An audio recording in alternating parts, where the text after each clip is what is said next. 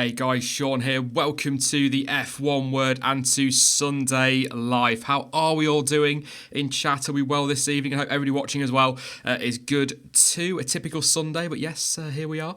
I'm going to be coming to you guys a little bit later in the chat, of course, for some questions, and we'll get some of your feedback throughout the stream as well. I'm going to be joined by Jonty and Dan in just a few moments as well. However, I am going to be starting this stream a little bit differently to how I usually would, and that is with a bit of an update on what happened this morning at Macau. Now, deep breath, here we go. So, this morning, during the F3 World Cup final race at Macau, Sophia Floersch was involved in a horrific crash. It really was horrible, which saw her car hurtle through the air and into catch fencing.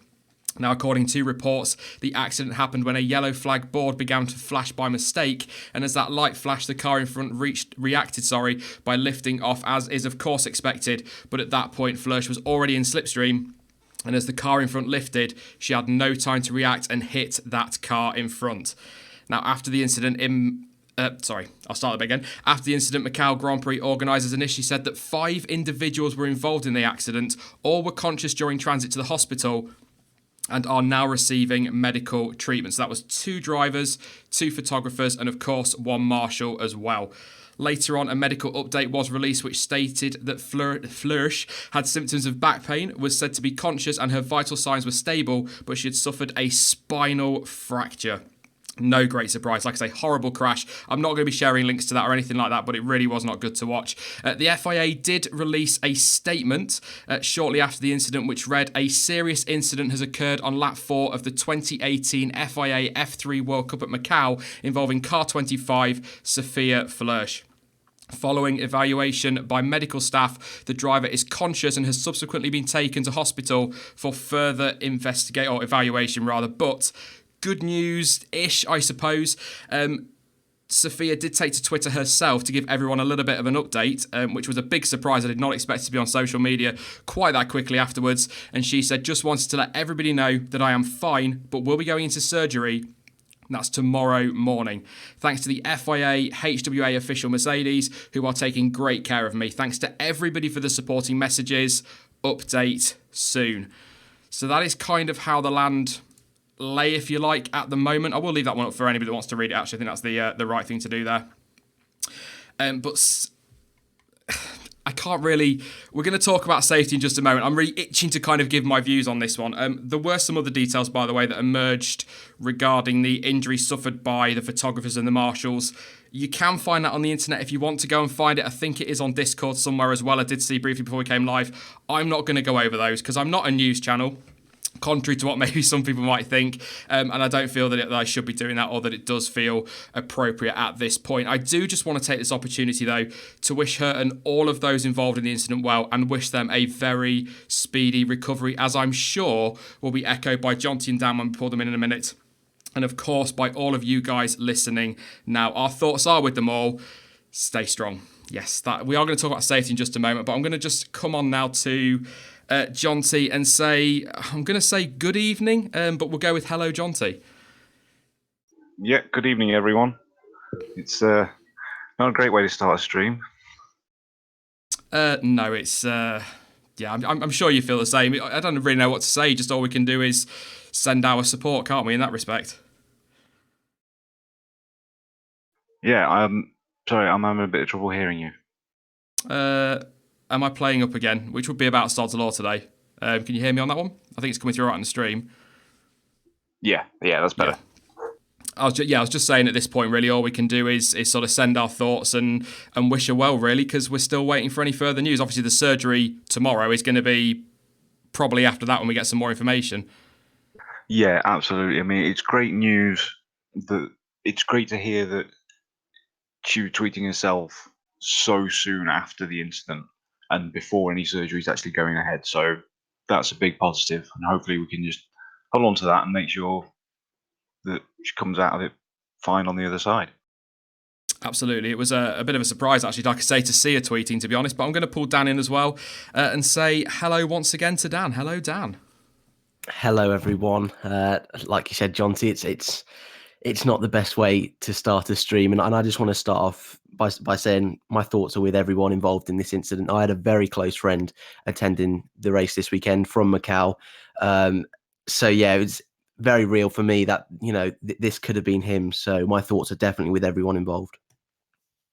Yeah, I think that's echoed, but I can see chat as well saying the same. It's very much echoed there, but it kind of inevitably, it's led to a lot of discussion regarding safety in motorsport, which is kind of understandable after things like this. And some are even asking if it's time to ban racing at Macau. Now, I'm going to give my views on this first. We're going to do it a little bit differently for this first part, and then I'll come to each of you so we can kind of get our own views across in a bit of time without feeling rushed, and also we can then debate anything afterwards, I suppose. But I need to say that it's a massive testament to modern day motor racing and to the strength of that car that Floersch survived the crash. Because if we go back, let's not beat about the bush, if we go back 30 years, maybe even closer than that, the outcome of an accident like that would have been, or would likely have been, very different. So I think that needs to be remembered. But what also has to be remembered is that motor racing is massively dangerous. It's literally on the back of just about every ticket that's sold to fans. So it's never going to be 100% safe. I know that. Everybody knows that. You guys know that. But it feels as though this debate seems to come up just about every year before, during, and after Macau. And that's not exclusive to one category of racing. It counts for all of them. And it's, don't get me wrong, it's a massive event and it is a thrill to watch. I don't think anybody who watches it will deny that. Those tight corners, that tight track, it's incredible to watch what these guys and girls can do when they're racing around Macau. But frankly, I don't think an event being popular is an excuse to, probably the wrong word here, overlook safety just to keep it on the calendar. I also don't see, as some are saying, as I've seen on Twitter today, drivers know the risks, as an excuse not to try and make the sport safer, because that's not an excuse. And that's, like I say, that's not just Formula 1, Formula 3, IndyCar, whatever, that's MotoGP, touring cars, karting, whatever category. Yes, a driver knows the risks every time they get in a car or on a bike, but that doesn't mean that the FIA or whoever governs whatever category of motorsport, that doesn't mean they shouldn't be pushing to make it as safe as possible. Again, it can't be 100% safe. That is impossible. Freak accidents, human error like we've possibly seen today. I don't know if it's an automated system with the yellow flags, but I'm sure more will come out soon. Things like that are always going to happen, but they can strive to at least make it, for want of a better term, I suppose, as safe as possible for those who compete. But regarding this weekend in Macau, I think the obvious thing to say is that the minimum that needs to happen is a full and thorough safety review of the whole layout and the whole event, and then the Macau organisers and all of the governing bodies need to get together with all the information and, dare I say, a little bit of common sense somewhere, and make a decision on its future. As I say, I realise that it is probably a process they're already following or will follow, but that's kind of my stance at the moment. But what I'm going to add before I come to you guys is it really does baffle me, and I suppose in many ways I'm speaking specifically about the FIA here really, but it does baffle me how in this age of huge concrete runoff areas, the halo, new helmets, virtual safety cars and the like, that racing around the incredibly tight and dangerous Macau track, which has very little to no runoff area at all by the way, still gets the go-ahead every single year. Jonty, your turn, mate. Well, it's quite obvious why Macau gets the go-ahead every year, and that is money, unfortunately, which will always be the deciding factor. And that's the biggest problem when it comes to the safety of all motorsport, because people are putting anything ahead of the safety of the drivers and the track staff and the spectators, which that shouldn't be allowed to happen. The safety of all the people there should be the number one priority at all times, no matter what it costs. Yeah, absolutely agree. Dan? Yeah, I mean, I do have to say, as much as Macau is a spectacle, I want to call it, it's incredible to watch these guys racing in such close quarters and in these cars that I suppose it's not difficult to overtake. So there's higher chance of these sort of accidents to happen, I suppose. But I think street circuits, there's always going to be this danger.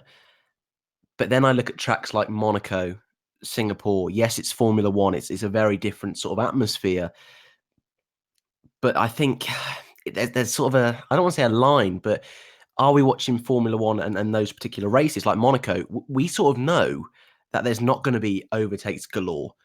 So are the FIA, the people who put on these races, are they expecting big crashes and things like that? Are they wanting that to happen? Because yes, I mean, we said it before, it's great seeing a crash, but at the end of the day, you don't want people getting hurt. And like you say, Jonty, spectator safety and even driver safety is a must. And we saw at the beginning of this year all the controversy with the halo.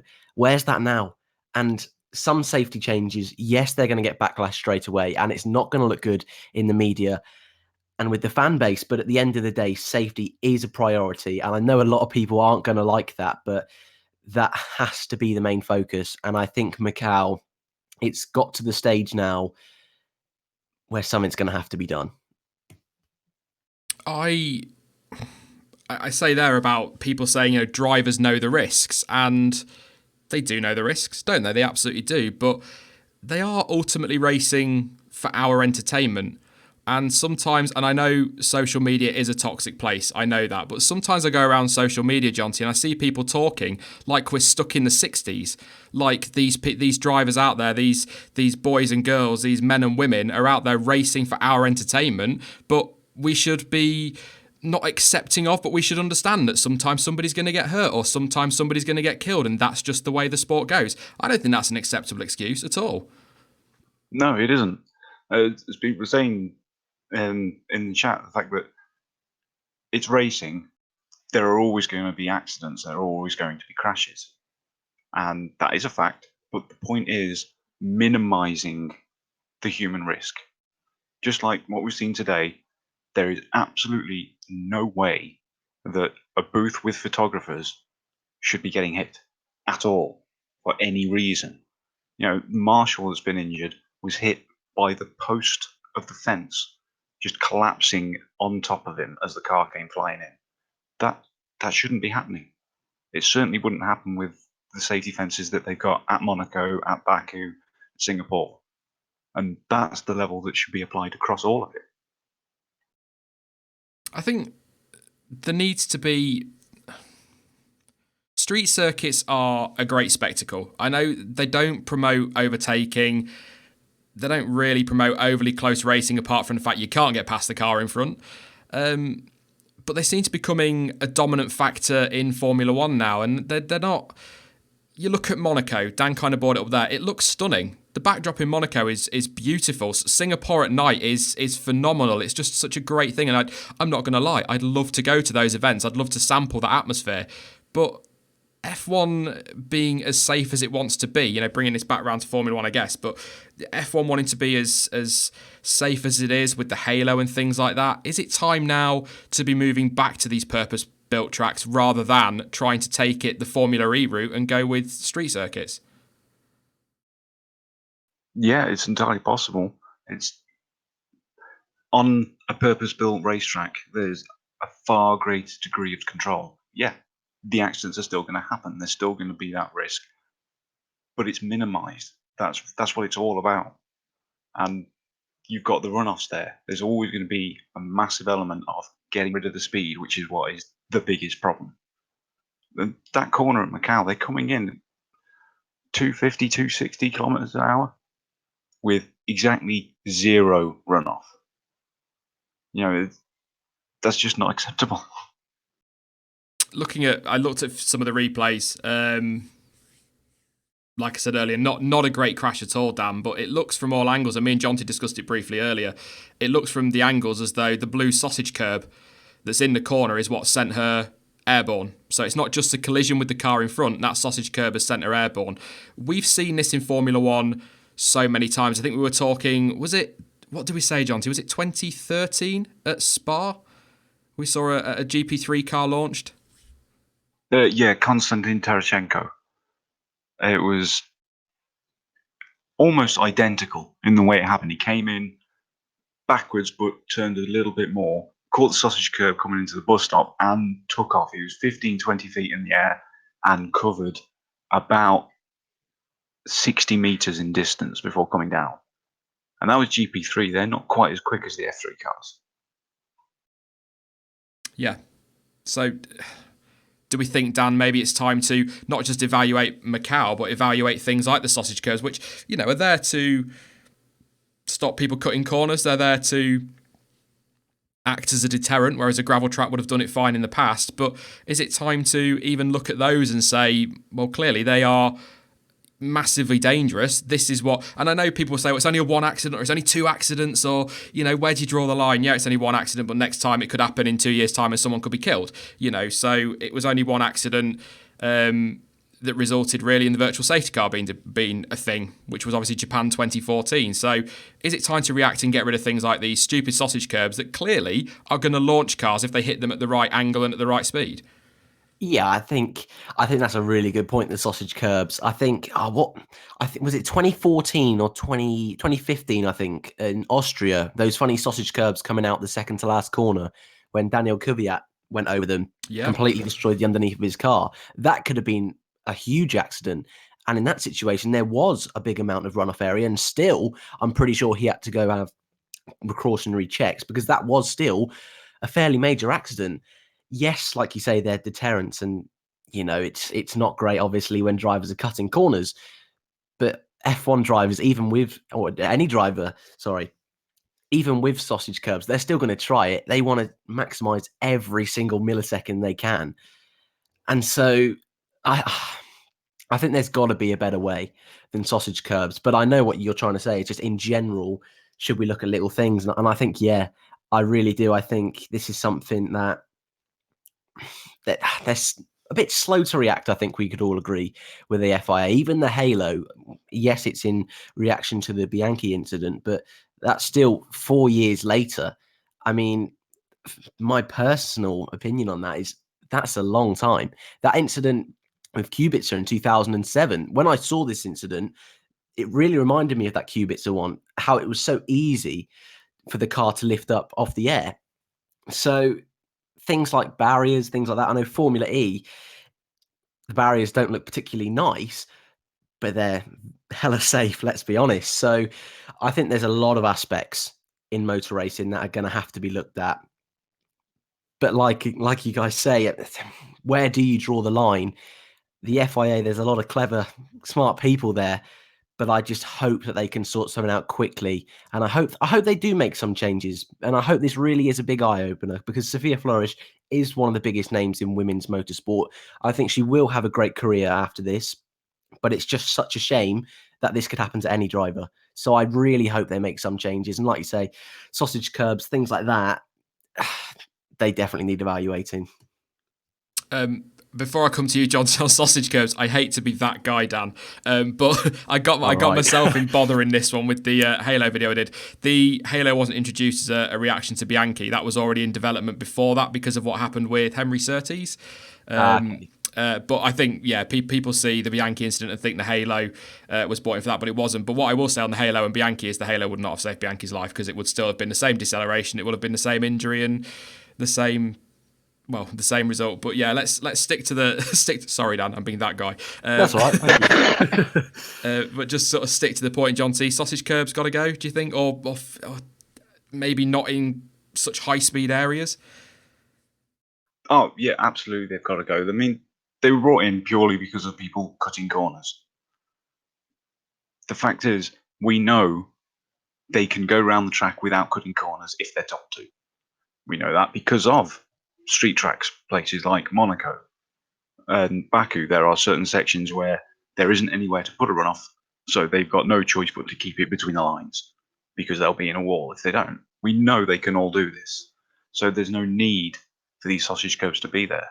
What worries me is that it's the FIA who are slow to react when things like this happen. The first warning sign of the sausage curbs should have been the very first time someone broke the suspension on them. Hang on, that's a bit too severe. If it can damage your car, what else can it do? But this is a long history the FIA has got of not reacting quick enough and not implementing things or changing things when they need to. And it always ends up with someone being injured or killed before they suddenly turn around and go, oh, maybe we should change it. You just have to remember, yes, it was very different with the attitude to safety in the 50s and 60s, but they were still insanely slow. It took them 13 years to start using flags to warn drivers. It was nearly 20 years before seatbelts became mandatory. After Jackie Stewart's crash, where he pinned to the car by his steering wheel, it was another 23 years before removable steering wheels became mandatory. That is not the kind of reaction times that the governing body of a sport should have. Agree, completely agree. I usually go to super chats when we get to Q&A, but I'm gonna include these two.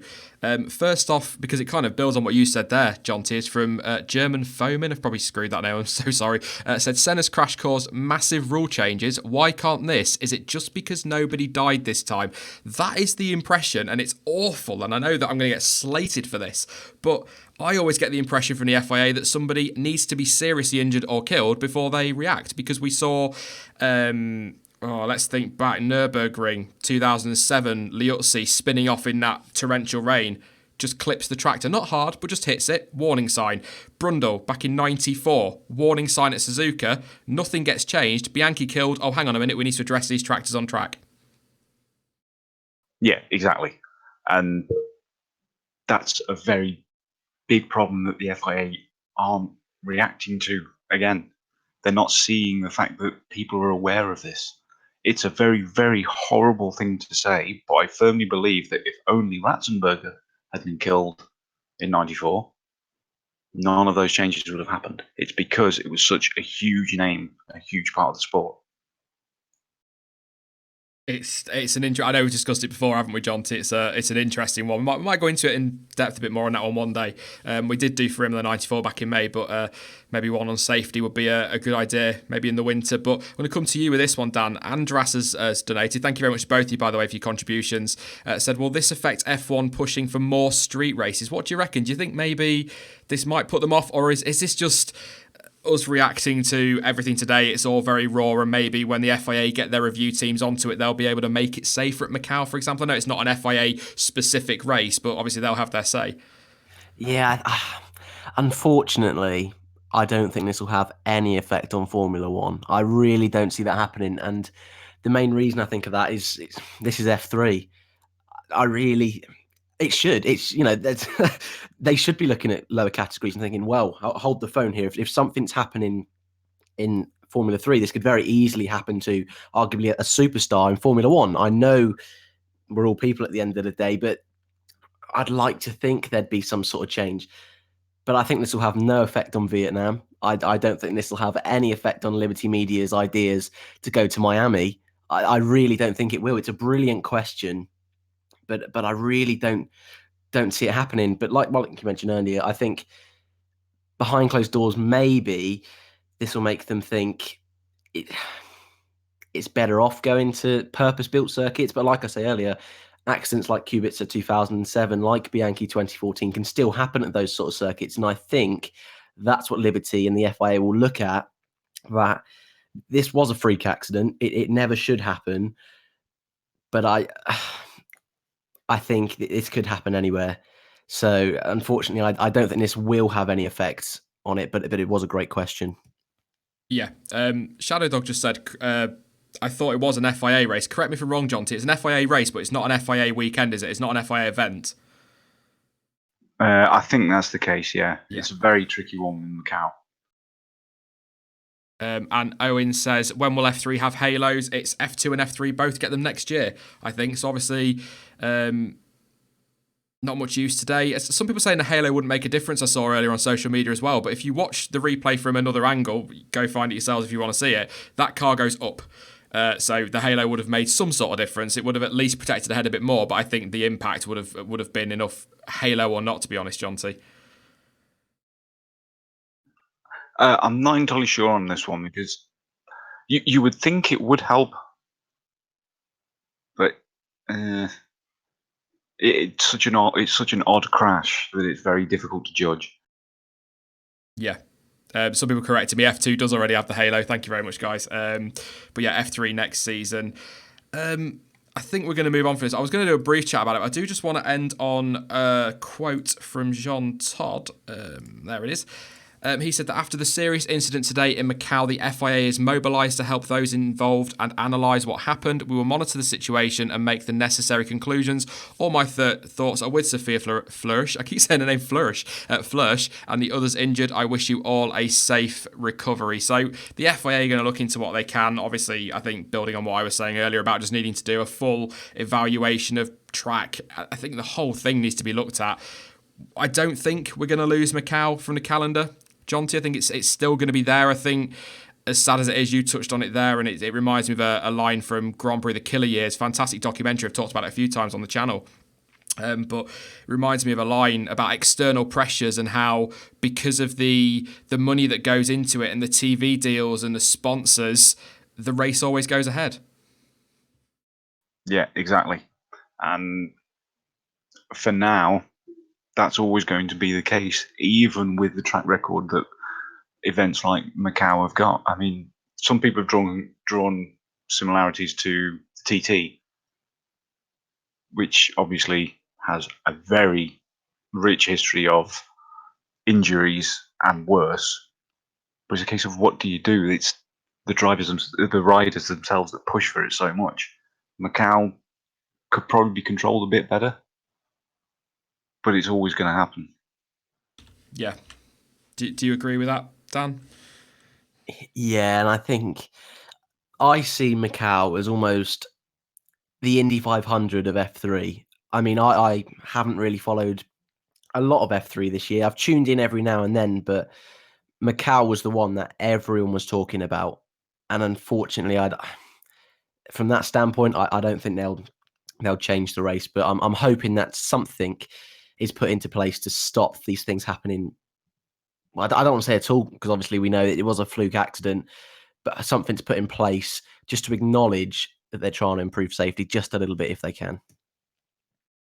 Yeah. Sorry, I was listening, mate. I'm just going back and just having a look at some stuff on the Macau website. I just wanted to double check, because I've seen a couple of people discussing whether it is an FIA event or not. It's not. The whole weekend is not an FIA event. There are FIA supported series there, like, let's have a look, your F3, World Touring Car Championships, things like that. But the whole event, the whole weekend as a whole, is not an FIA event, because you've also got your Superbikes there or your MotoGP riders there and things like that. So it's not. Did MotoGP go? Or am I making that one up as well? I don't think it's MotoGP. I think it's the various Superbikes and Supersports. Yeah, so it's not specifically FIA over the weekend, but there are FIA events there as well. But we're gonna move on, because I was actually just gonna have a quick 10-minute chat about this one. But as always, Jonty, when we get chatting about safety, it all kind of keeps going. But I do just want to say that I did speak a little bit earlier to Stuart, Chainbear, and also to Alex as well. They both appear on streams, of course, if you're new. If you're not new, you'll know that anyway. But they've both wanted me just to pass a message on. Stuart says, I wish Floersch and everyone involved a quick and steady recovery. I hope this kind of thing never happens again. And Alex says that he wishes all that were involved in the accident a speedy recovery, a very sad accident, and I hope we receive positive reports soon. I'm going to leave it there on this one, but once again, I'm going to echo what they've just said and what we've been saying throughout this whole start to the stream, and that all our thoughts are with all of those involved in the incident, and wish them all a very speedy recovery. And as I said earlier, stay strong. But I think it's time to move on, because I know when we get going on safety, we could talk about this all afternoon, all evening, to be honest, because it just covers so much. But Fernando Alonso and Sergio Perez, they've made some interesting comments, I guess you could say, on the state of Formula One. Fernando Alonso thinks that it's a weak show, and Sergio Perez has said words such as he thinks that F1 is sick and that things need to be addressed to make the sport better. First up then, Dan, first impressions on that. Do you think part of this is Alonso just being a bitter old man now that he's leaving the sport, or do you think he's right on some of this? Initial reaction, yeah, I thought he was a little bit salty. Things haven't quite gone his way. I think we're all aware of that. And I think Perez as well, I think he hasn't quite really had that big chance at the top, that dream move. So my initial thoughts were, I'm a bit wary of this, but underneath it all, they have some really strong points. And you know what? They could be right to a degree. What about you, John? I mean, there's got to be a level of bitterness there from Fernando that he's down the back end of the grid as he finishes his career. And it's in some ways it's sad to see that. But do you think he's right? It's hard to disagree. I think there is a definite bitterness there, which is making it come across a lot saltier than it might actually be. But there's definitely some merit to what he's saying. I'm going to read his quote. He says, "What happens now is not the Formula One that made me want to be a racing driver. I quit F1 because I think we're a weak show. We talk more about what happens next to the track. We talk about, I think that's politics and radio messages. I could write down the first 15 positions for the result of the next race, perhaps with a few changes of places. I find it hard to accept how predictable it has become. I suppose I find more pleasure in other racing series." Call me sceptical. Feel free to, Jonty. But if he was winning world championships in a Mercedes, would he really give that much of a toss about the state that Formula One's in and what plight McLaren are currently suffering? Probably not. Just the way I look at it.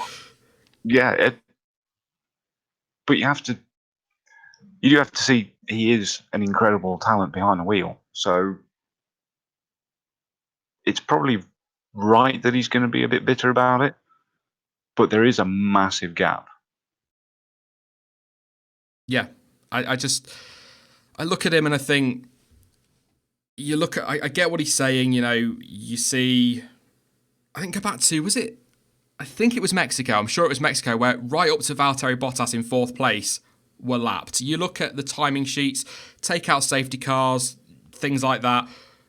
There's often a minute back to the midfield, and that's not a close sport. That's nowhere near what Formula One should be. But this isn't a new issue. This isn't something that, I've said it this last couple of weeks, has come around as a new thing. It comes around every so many years. You get one dominant team, maybe a couple of dominant teams, and they do literally dominate the sport, and you lose your midfield. But the way that he's talking and others talk about the good old days, I don't think the good old days were ever that much closer. I can still remember Michael Schumacher during Ferrari's dominance, lapping up to and including third place. I can still remember McLaren and their dominance doing the same. If you go back and look at history, back in the 80s and that dominant 88 McLaren were crushing everybody. This isn't a new thing in Formula One. I get what he's saying, but I just think half of his problem is that he kind of almost, this is going to sound awful, but kind of won't accept that he made the career choices he made and they were mistakes,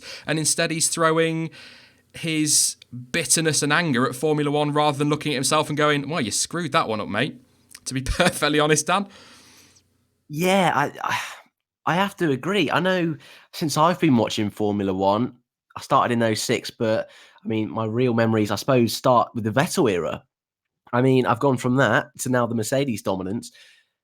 But I still love F1. I mean, it's a different F1 now. Yes, we're all aware of that, but I wouldn't say it's any worse. Sports always evolve. You're always going to have teams at the front. You're always going to have teams at the back. It's like any sport, you know. In the Premier League, you've got Man City running away with it and Fulham at the bottom. You're always going to have that in sport, but I understand where he's coming from. You can predict pretty much first to 15th, and I want to say that that's not healthy in a way, but I think what he's probably not seen, because McLaren have supposedly gone backwards this year, is that at the front, I think it has been a little bit more unpredictable this year. We have had 6 drivers showing up to each weekend that could win the race. And I think these are problems. Yes, they're in there, but I think it's something that has been improving over the last couple of years. And I think it's something that now Liberty are in charge. They're pushing for new regulations next year. There's talk about this budget. And I think the FIA and Liberty are going in the right direction. So I'm positive about it. But I think Fernando, like you guys say, it's the fact that he hasn't made the right decisions and his career's not gone well. That's sort of hiding his actual point here. So, yeah, it's a difficult one. I'm a little bit torn on his opinion, but he is Fernando Alonso. He is 2 times world champion, so he does know what he's on about.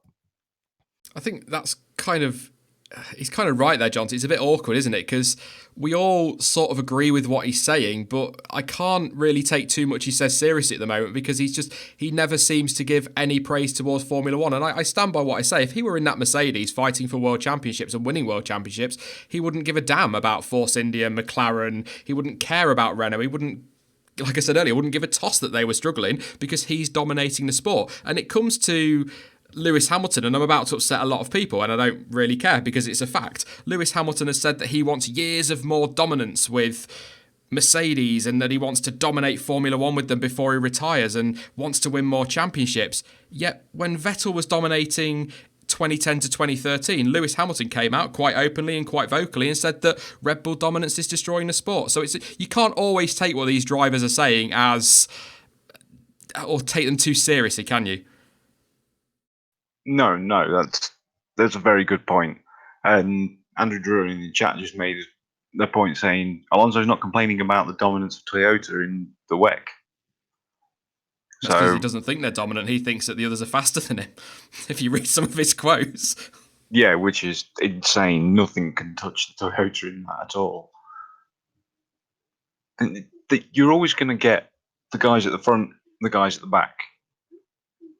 The biggest problem now is that it's such a massive gulf between the top and bottom. There is almost no chance of surprise wins or even surprise podiums. They're very, very rare now. That's the biggest problem. But you're always going to get the guys at the front saying nothing's wrong. Yeah, Addy just said it in chat, said last time he won a championship there were 3 teams running ahead of the rest of the field, didn't see him complaining then. That's kind of the point I've been getting at, really, is that these drivers, if they're winning, they're happy. If they're not, then they're miserable. And please don't get me wrong, I understand they're racing drivers, they want to win. They don't want to be going into a weekend knowing that they're fighting for 18th if nobody retires. Of course they don't want that. They want to be winning. But, you know, he needs to be a bit less critical of it if he does, as some reports claim, want to come back in the future, because the way he mouths off like he does sometimes, which sounds really patronising and condescending of me, I don't mean for it to be that way, but the way he mouths off sometimes, you can see him turning around and saying to teams, I'd like to come back, and they'll go, to be honest, no, I can't be dealing with you when you're in one of your moods, as terrible as it sounds. But what needs to change then, really, Jonty? Because obviously we need, the cost cap might be coming in for 2021. We've got the new aero next year, but aside from that, sort of certainly with the new aero, nothing really is going to change between now and 2021 at the earliest. So is it a little bit like, really, we need to grin and bear this and hope that these changes next year at least close the front 3 up, if nothing else? I've been thinking about this a lot, and I'm actually struggling to think of a way that it could be leveled out again. It's obviously the cost is a big part of it, because people like Mercedes, Red Bull, Ferrari can throw so much more money at it than the other teams, and therefore get more out of it. But I think the engines is a big problem, or power units. Sorry, everyone complains about that. There's so much complexity in them. Obviously, those who can research more with more money are going to have a better result. Now, obviously, it's not working out too well for Williams, but it's Mercedes building the engine, and it's integral to the whole car. You know, the amount of money they'll be throwing at the whole package is so much more than what Williams are, and you can see the result. So it's just such a difficult thing now, because the rules as they were in the past, any little thing would actually make big changes. Now it's only going to take something massive to make a little change. We are very much in an engine formula at the moment, aren't we? It is. If you've got Ferrari and Mercedes are going to dominate that. I think Honda will be better next year with Red Bull being allowed to get on with their thing a little bit more. I don't think they're going to be quite as competitive as they think. But do you think maybe independent engine suppliers would be a really good way to go? Obviously, it doesn't look like we're getting anyone for 2021, but would it'd be really good if the FIA and Liberty could really push the likes of Cosworth, even if just for the name, and get somebody to develop an independent engine, so teams like Williams don't have that reliance on Mercedes? Or is that just going to be the same problem but with a different engine supplier? That is going to be the case. You're always going to have one that gets it right, and the others are playing catch up. And with these engines, that's a massive, massive setback. With traditional engines, regardless of their size, there's always little tweaks that can be made for certain tracks, so that it can mix things up and at least keep the excitement and the racing there. Now they can't. Yeah. I just throw ideas out there, you know what I'm like, but I just independent engine suppliers might make a difference, but maybe remove that reliance from Mercedes and Ferrari. But ultimately, even with an independent engine, Williams are still not going to have the budget of a Ferrari behind them, are they? So I suppose that kind of would make not a huge amount of difference. But Dan, I see this a lot. I've seen it in chat as we sort of look at it now. And I've also seen it over on social media, and I think we've discussed it before as well. Spec cars. Does making F1 a spec series look like possibly a solution if they need to, as many people might argue, save the sport and make the racing better? This is the big one, isn't it? This is the big one, because arguably it would fix a hell of a lot of Formula One's issues. But then I think if you really strip Formula One back to its bones, back to its core, it's a manufacturer sport.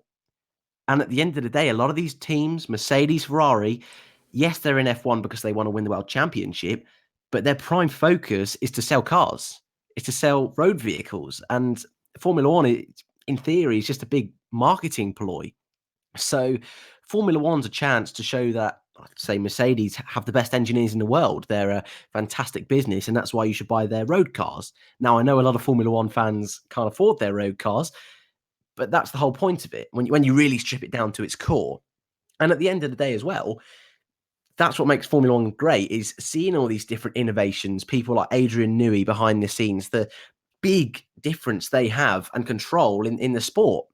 You know, during Vettel's era of dominance, Adrian Newey was one of the big key components to that. So in a way, it'd be a real shame to see that element of Formula One go. But then on the flip side, with the current, I suppose, engine formula, if you want to call it that, a spec series that would condense the field. Formula E, they have a lot of regulated parts, and it's not quite a spec series, but it's very close to one. And that is very, very close. So it's a difficult one. In my personal opinion, I wouldn't like to see it go there. But if in a few years down the line, we're seeing that gap getting bigger and bigger with no supposed cost cap, if that doesn't come in, if Mercedes keeps pushing on, then maybe that is the sort of question that needs to be happening. But I think at the moment, I still have hope, and I still think there's other ways they can sort it out. But unfortunately, I don't have any answers, I'm afraid. So I don't agree with the spec series just yet. But I think you can tell in my voice a little bit, if 10 years down the line, we still have the same sort of Mercedes dominance going on, then maybe that is something that needs to happen. I hate the idea of a spec series. I absolutely hate it. It's not Formula One DNA. It's not the Formula One's DNA almost. You said it, it's a manufacturer series. Mercedes, Ferrari, and Red Bull are not going to run spec cars. That doesn't mean I don't think that some of the cars could be spec, things that might bring the cost down. So you could have maybe, I don't know, brakes could be a spec across the field, and then that's going to save you. Apparently, I'm going robot. So hang on a sec. Done that for a while. That should hopefully be okay. So I'm going to wait until somebody tells me it's okay. But yes, I think the spec series, I absolutely hate the idea. I'm just watching now for chat to tell me if this is fixed. Yeah, we all done? Yeah, it's voice meter. It's the first time it's done it in about 3 weeks, so I'm not going to complain. But yeah, hate the idea of a spec series. Do not want to see that as part of Formula 1. Maybe spec brakes, like I say, across the field is an idea to bring costs down. Maybe some parts internally could be spec so that the cost comes down. But it's like you say, Adrian Newey. You want your Adrian Newey or your next Adrian Newey to come along and develop some great parts for that car and make Formula 1 or make a team competitive in Formula 1. You want that innovation that we used to see in good old days, as we keep going on about. We want that in Formula 1. I don't want spec cars. And I see people say, why don't you give them all the same engine? Yeah, let's give them all the same engine. Let's get Renault to build everyone an engine and see if Ferrari like putting that in the back of their car. I'm not for it at all, Jonty. No, a spec series isn't going to work for Formula 1 because that's not what Formula 1 is. But with the talk of it, though, I'm now wondering, thinking out loud on the stream, if the regulations we've got are too tight. So the designers haven't got any freedom to come up with something new and innovative to mix up the racing. What do you think about that? You go first, that? Dan. I'm thinking. What do you mean? So are you meaning if they become too tight, they won't want to be there? Is that what you're saying? I mean, the regulations are so tight now. You got, say, front wings, for example, Yeah. especially with how they're coming in next year. You got, where can the designers eke out those extra precious tenths? Oh, we can extend this element of the wing by 0.3 of a millimeter, maybe make this bit deeper by 0.1 of a millimeter, as long as it fits all to these tightly regulated areas. That's not going to allow any kind of innovation at all. Okay, yeah. I agree with that. I mean, I suppose I want to say it makes it a bit more rewarding if they can find a big bit of time, but no, I think that would put them off. I think they would go to other series, wouldn't they? They'd look about, even the likes of Adrian Newey. I think they'd look at, well, I can't think of any off the top of my head, but I suppose IndyCar, maybe. That's just a random one I'm throwing out there. Maybe they would look at different sports if it was that strictly regulated, I suppose. Yeah, well, that's the point. It's already getting close to the point of being that strictly regulated. Yeah. I mean, we saw some of the teams really step up this year and last year. We had all the the changes to the wings, the barge boards. They were given so much more freedom around the sides of the car, and now that's being restricted again next year. Yeah, I'm just pondering. I'm just sat here just thinking. But yeah, I tend to agree with both of you on that one, to be honest. I think we do need innovation in Formula 1. People need a bit more freedom, but as a couple of points out in chat, does that then mean if you give teams a bit more freedom, you end up with Mercedes and Ferrari and Red Bull just extending the gap because they've got the money to throw at these cars, whereas Force India, as they were maybe start of the season, not so much now with Mr. Stroll's money, but Williams are an example, Renault maybe they've not got the cash to sling at doing that. I might end up with a bigger gulf, if that makes sense. Yeah, it's entirely possible, and that's the problem with the FIA have got with trying to come up with these regulations. That's been the massive delaying factor for 2021. It's just a concern. I don't I know. mean, you go back far enough, and yes, there was a time when utterly crazy things happened with double chassis cars, cars with 6 wheels, and 13 different wings here, there, and everywhere, and things did get a bit too crazy. But now they've got absolutely no freedom apart from a little bit around the air intakes on the side pods. That's about it. They can't really do a lot more than that.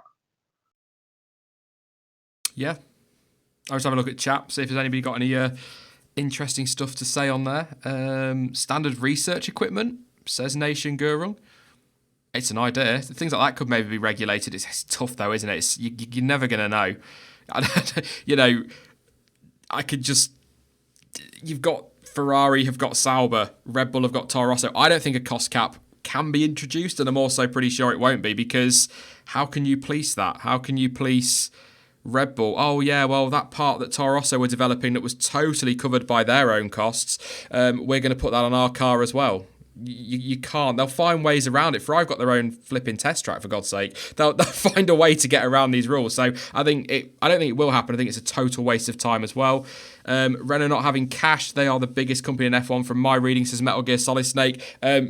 That's not the information I've seen in terms of income when it comes to they're rich. Renault have got plenty of cash, but not to the level of Mercedes and Ferrari in Formula 1, as far as I understand it anyway. And Stephen says, Sean, let teams have the innovation and those that lead and win get a weight penalty to bridge the gap. I suppose that's one thing. This was discussed, I'm sure this was discussed officially at some point, Jonty, where they talked about ballast or things like that a dominant car or... the driver that wins the previous event gets some ballast put on the car, but I think that was pretty much slapped down immediately. Yeah, which is, I've got to say, it's a little bit of a shame because they use success ballast in a lot of series, and it works brilliantly. It really closes things up, and the best teams do still win. The best drivers do still win, but they really have to work for it. I think that's I think that's the biggest difference here. Mercedes and to a lesser degree Ferrari, they're not having to work that hard to be way out in front compared to the likes of the midfield. Yeah. What do you reckon, Dan? Nah, see, I'm not a fan of that one. It seems a little bit too gimmicky for me, which is a bit hypocritical because I like Formula E, and fan boost is a big gimmicky. So, for me, Formula One that's pure racing. We see 10 teams show up over the weekend and deliver their best performance. So I think I don't really understand the ballast concept that much, but is it almost a bit of a handicap? Is that the idea? Yeah. A driver or a team win the previous weekend and they get a little bit of weight put on the car or whatever just to slow them up a little bit. But it kind of almost acts as a deterrent to win in some respects, does it not? Like, I don't want to do that. I'd rather take second and be able to compete for second next time out again. I mean, I'm probably taking that to extremes, but I don't think the ballast thing would work 100%. But at the same time, like Jonty said, it'd be interesting, wouldn't it? Just to see if it could work, but then it would also be interesting to see how reverse grids work, because if you look at races like Germany, you look at races like Brazil with Daniel Ricciardo out of position, when you've got Max Verstappen out of position, they often give us some of the best races of the season when you've got fast cars out of positions and making their way back through the field. I know when they've got the faster car, like we saw with Mercedes and Hamilton at Silverstone, for example, when they've got the faster car, you expect them to come back through to be at least top 6, but you still get overtaking, you still get action. So reverse grids, I would rather see than ballast, but I think I like qualifying being qualifying, and I think teams would... I don't know. I don't know what I'm trying to say, but I don't think reverse grids, aside from the action you get on Sunday, I don't think it's going to work in Formula One. Perhaps I'm wrong, Jonty, but it just doesn't. I can't ever see it working for F1. It works brilliantly 2 races every weekend for Formula 2, but I think you'd need 2 races to even try and make it work in F1. Well, with reverse grids, that's the problem. You have to have 2 races, because otherwise qualifying becomes pointless. Farce. Yeah. Yeah. Just going off, a couple of people saying about like reverse championship grids kind of was the reverse grid I was talking about. Obviously, if you had a sprint race on a Sunday and a feature race on a Saturday, you could easily do that. But and there's a couple in chat saying reverse championship grid as well. That's the kind of thing I really dislike. Yeah, because that... with how the cars are in F1, it would work out exactly the same anyway. Yeah. It's like Ricciardo. People say to me all the time, why is Ricciardo driver of the day? He came back from 20th to 6th. He's got one of the best 3 cars on the grid. He should be getting through to 6th. It's like he's still got to get the overtaking done. And reverse grids would be great for that, but I'm just not... A bit like DRS, here he goes, moaning old man. It would just feel too artificial. Yeah, it would. I mean, one comment that's come up quite a few times in the chat when we were talking about what they can do for regulations, what have you, is ground effect. And it gets talked about so much because it does really give the designers a lot more to play with. And in these days, with the technology we've got now to test them, the wind tunnels, the CFD, it's a hell of a lot safer. Back when it was first being used, it was a case of it was the most downforce ever or none at all and it takes off. Yeah. We're long past that now. It can be done and implemented correctly. So I think that's probably the best way to go about it. My only argument to that today would be if you applied Floersch's accident this morning to F1 and then put ground effects in there as well, that could potentially be very bad. And it was very bad anyway, but you know what I mean? I know what you're saying. Obviously, times have moved on and it's not going to be the same as the old days where these cars would just take off, but it's a concern that I would imagine the FIA would be looking at. I don't think it would have that much effect on a crash such as that. Is that more because it was the sausage curb that launched her? Yeah, very much so. And she was travelling backwards. Okay, I'll look into ground effects. I only know sort of the old stuff from when, a car with ground effects hit the back of another car and it was off. Simple as that, really, wasn't it? But like you say, technology's moved on so much, and there's so much on cars now that turbos, for example, once upon a time turbos were never coming back, and now technology's moved on and they've found a way to integrate them into a hybrid engine. They've got it working. Yeah, but I mean that's down to a case that in the past they just made the turbos bigger and bigger and bigger until they got to ridiculous levels. With no exaggeration, you could fit your foot inside the intake for some of them, And and then they were slapped them on a taking V12. a one. Well, no, that was it because they still had small engines then, but they just ran turbos to insane levels. You had 1.5 litre V6 engines that had 1,500 horsepower in the early 80s, and the Jesus. drivers just couldn't control them. Was it? Who was it?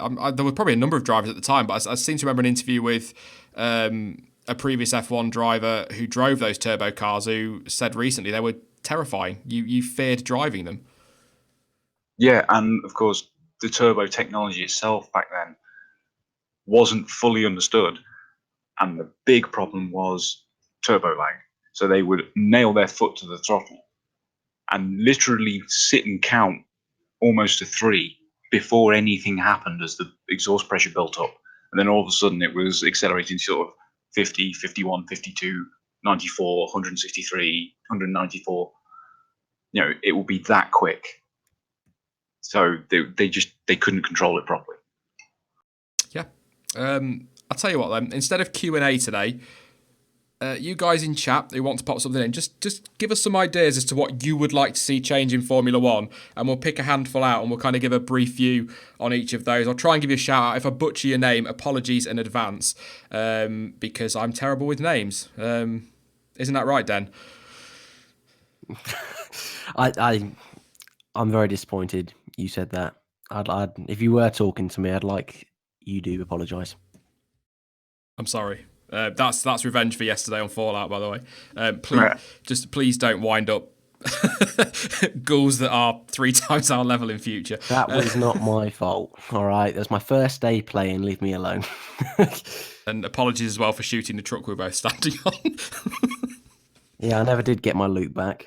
Apologies for that. But yeah, let's have a look at what people are putting forward before we start wandering off on Fallout. Let's see. Let's start from the top. Oh, wow, that's going quick. Regulations for smaller cars, says Paolo. That's something we've discussed quite a bit, actually, Jonty, isn't it? About how wide these cars are now, which makes overtaking harder and whatnot, ignoring the aero. But they look fantastic, the bigger wheels and the wider cars. But racing did seem closer when they were a little bit narrower. I'm thinking 90s, really, to be honest. Well, not even 90s. Up to... Well, no, even up to 2015. They were still, 200 millimeters narrower than they are now. Was that as narrow as the 90s? Am I just imagining? The 90s could go quite wide as well. It's changed quite a bit over the years. I spent most of the time watching Ferrari. But the point we're at now is that they're wide enough where it's gone past the point of it being truly raceable on narrow tracks. There's some parts, Baku in particular, where you literally can't fit any more than two cars on the track. Yeah.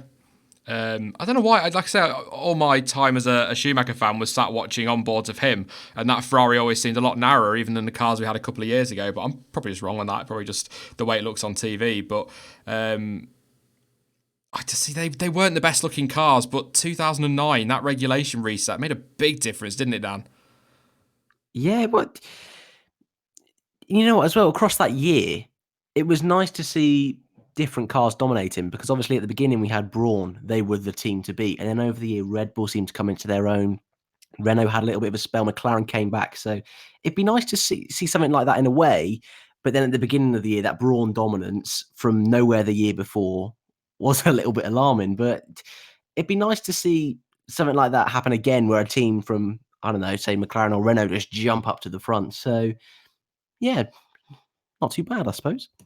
Yeah, a lot of that was down to the double diffuser, of course, Braun's dominant start to the season. But that's innovation again. That's what we keep talking about. So the money system needs to change, says Poggy Bear. I'll not discuss that anymore, mate. We've kind of covered that a little bit with cost capping. David Thompson, here's one that crops up a lot in Formula 1. 3-car teams with a junior driver in the third car.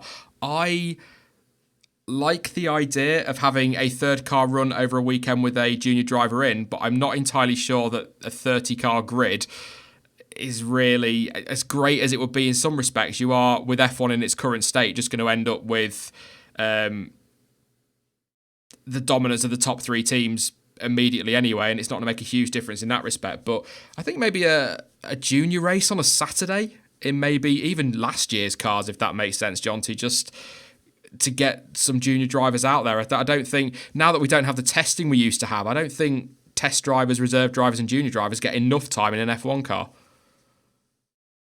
No, they really don't. And the regulations are, again, a problem in that point because of how restrictive mid-season testing is. They can only do the specific tyre tests after set Grand Prix.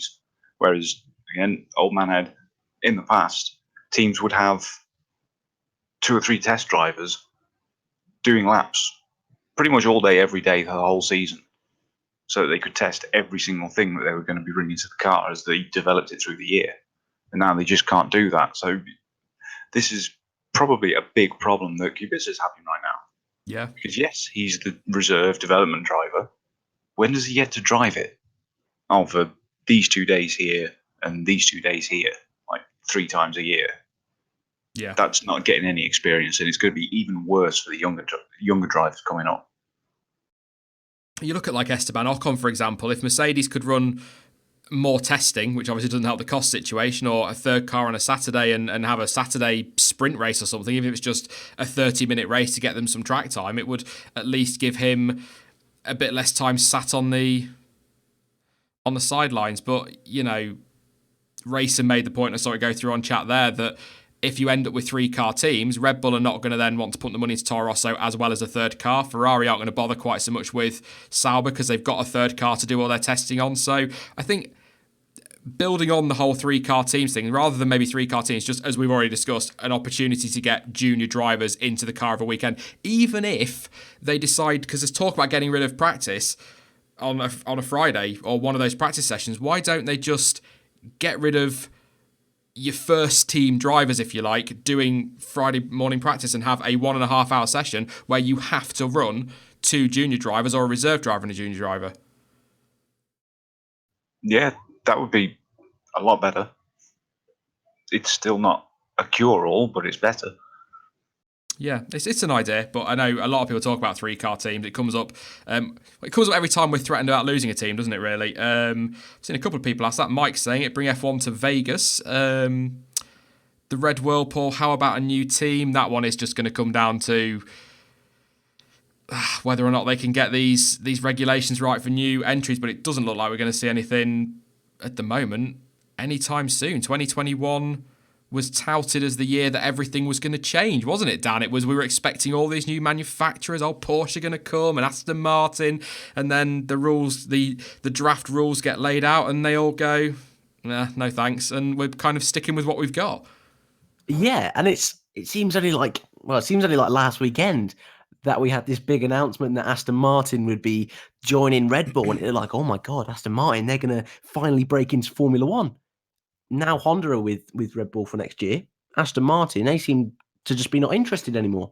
And all these big rumours about, like you say, Porsche coming in, Audi, they've all vanished. Now, whether over the winter they come back up again, and when more talk about 2021 happens that comes back, then maybe. But you're right, it seems to have all gone quiet at the moment. So, yeah, it's not looking great. Maybe we'll get one, but it's not looking good, like you say. Take a couple more.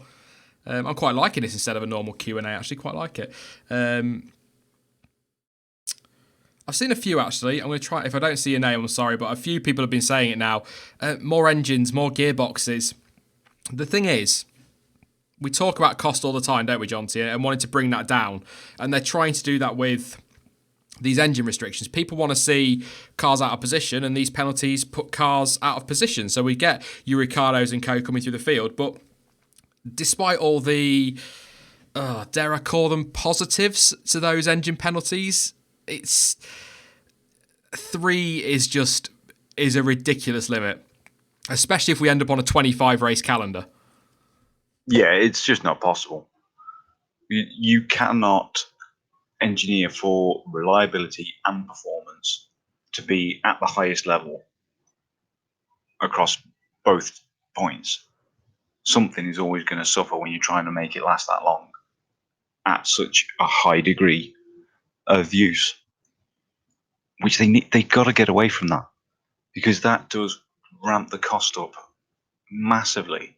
It's completely counterintuitive to what they're trying to do, because the amount of money that has to go into materials and manufacturing methods for these engines to last that long is insane. We've been saying time and time again, just throw away V8s. It's so much cheaper. Throw away V6s with a simple turbo and not the hybrid system. It's cheaper. That they're going to have to look at that if they want to bring the cost down.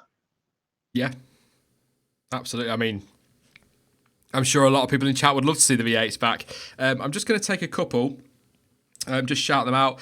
Nation Gurung would like to see active suspension back. Jack Chambers quite fancies quali done in the safety car. Fair enough.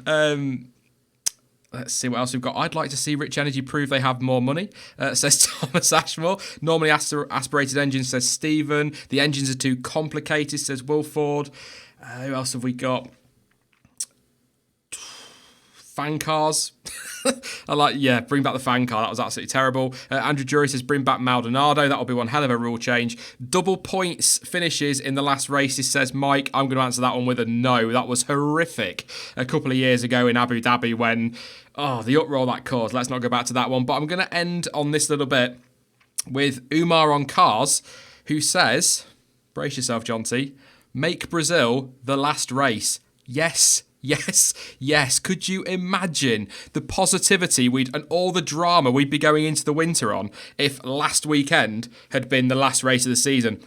Yes, I give Abu Dhabi a lot of stick. That's because I think it's rubbish. But if we have a bad weekend this weekend coming up and the racing's poor, we're going to go in on a wave of negativity into the winter. How good would Brazil have been if we were all talking about Ocon and Verstappen and all of that for the first couple of weeks in December? Yeah, exactly. It doesn't have to be Brazil, just any historic proper track. Japan would be fine. There's quite a few that would work brilliantly as the last race, as long as it's got that air of drama around it, and you're never going to have that at Abu Dhabi.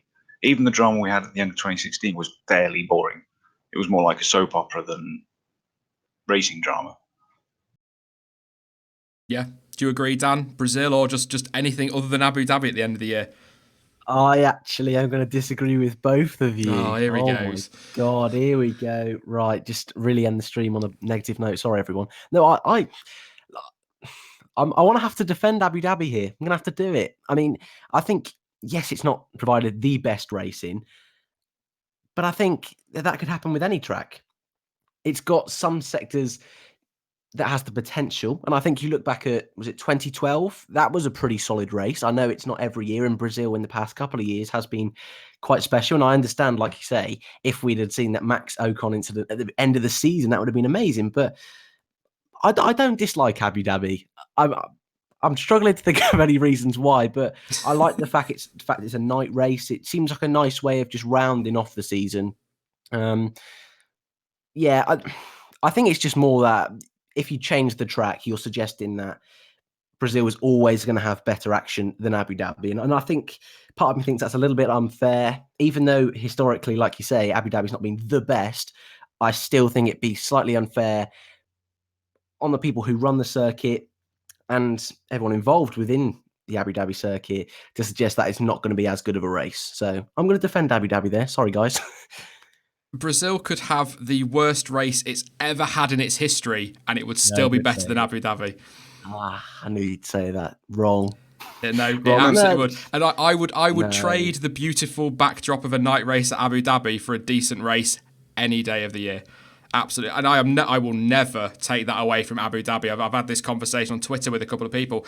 Beautiful, absolutely beautiful. As it sort of goes from day to night and we go through all of that looks fantastic, but it's not good for racing. And it's not the only one. I'm not just attacking Abu Dhabi. Don't get me started on Russia. Just because we had an okay race this year doesn't mean it's a decent track. But I would always put a Brazil at the end of the season because although you are right, I will concede that this once. Yeah. You are right, yes. You're not guaranteed a race just because a good race because Brazil's at the end of the season. But you are guaranteed a better race than you will get in Abu Dhabi. And that could come back to bite me on the arse in a week's time because we could have the best race of the season in Abu Dhabi, which, to be fair, Jonty, would be just about my flipping luck. Yeah, it would. And it'll probably happen now that you said that. But there's an easy solution to this because Abu Dhabi wants to be the last race because of the prestige that all the money they've got there brings. So make them the first race. That way, we've had our wait over winter, so any race will feel a little bit better than it actually was. Just because we've been waiting so long to see cars on track in anger. And that way, we get Brazil as the last race for all the drama, and Abu Dhabi gets to keep its prestige race by being the opening round. Yeah. Problem solved. Yeah, because we say it all the time, don't we? We said it at the start of this season, everyone was, Australia was terrible. It's like, yeah, but it was racing. And you think back to Australia, it wasn't a particularly good race, but I'll still come to Albert, or I'll still arrive at the race next year when I go and flick on Sky for the Australian Grand Prix and think, yes, this is always a good race. It's very rarely a good race in Australia, but because you've waited 2.5 months for any racing, it's like, yeah, do it. My only argument to that would be if you then end up with Abu Dhabi as the first race and Australia as the second race, it could be quite a depressing start to the season in terms of racing. What saved the start of this season and all the criticism that was being thrown after the first race was Bahrain, which is a Tilke track. I saw, who said that? Was it? Somebody just said it. I think it was Eric in chat said that too many Tilke tracks. Bahrain's a Tilke track, isn't it? And I love that thing. And Malaysia was the first one that really got that going, and I love that track as well. So they're not all terrible, but some are pretty bad. But I'll always give Abu Dhabi, Singapore, the benefit of the doubt, and that they've got a great backdrop. They've got the money to stage it. F1 kind of needs the money at the minute. Well, not F1, but some of the teams do. So it's not all bad, but I don't agree, Dan. I don't think the racing's any good in Abu Dhabi. And one, 2012 was a good race, yeah, but 09, 10, 11, 13, 14, 15, 16, and 17 were pretty terrible. Not the worst of the year. Not the worst of the year. I'll give them that. No, I agree with you. I mean, I think it's more that I wouldn't pick a race just because you expect it to be good, if you know what I mean. But you are right. It's not the best. I understand that. And I think I'm just being a little bit, I suppose, sentimental, I suppose. But I wouldn't be dead against a change. I really wouldn't. Maybe it's not supposedly just for Brazil. But I like Jonty's idea of having a historic race at the end. I think that's quite a nice idea. Yeah. Well, fitting in with the seasons, Australia always used to beat the last race. Then in '96 it moved to the first. So just move it back or have it penultimate. Yeah, move Australia to the end of the year. I wonder if Australia might pay quite a bit for the first race of the season, to be fair.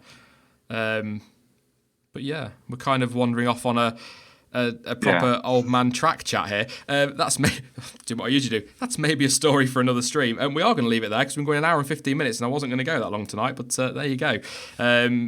Loads to talk about. A little bit tricky at times. I think it's fair to say, Dan, with obviously everything at the start with safety and Sophia, but most important of all, out of everything tonight, she's not absolutely fine, but she's all right. She's tweeted she's going to go for surgery. I've seen a few people ask, a spinal fracture doesn't necessarily mean that, she will end up with paralysis or anything like that. People can recover from those, so we will see. But the important thing is that she's as okay as she can be after an accident like that. Yeah, exactly. And we all wish her and everyone involved in that crash all the best over these next few days and weeks, because that was a mega event and that's going to take some time to get over. So thoughts are with everyone involved. Yeah, absolutely. And thank you for coming along again, mate, for the stream. Thanks, man. I've Well, I want to say I've loved it as always, but it's been great talking to you guys, and I think we've had a really sensible conversation with everyone today. Not as much banter as always, but it's been a nice one, and I have enjoyed it. And thanks for everyone in chat for being here as well. Yeah, absolutely echo that. And thank you as well, Jonty. I know we sometimes struggle with that. I think that came across when I was trying to read my little scripted statement at the start. But as I say, the important thing is she's okay. And we've just like exactly what Dan said. We've kind of discussed it sensibly, been quite frank about it, but not been ridiculous about it either. Yeah, I hope so. It's always, like you say, it's always difficult with these kind of situations. But thankfully, we're the guys who are able to talk about it in these ways, because most of the younger people watching don't have to experience this kind of thing because it's so rare. Yeah. But yeah, thank you very much, mate. And I will inevitably talk to you both very shortly, I would imagine. Yeah, probably.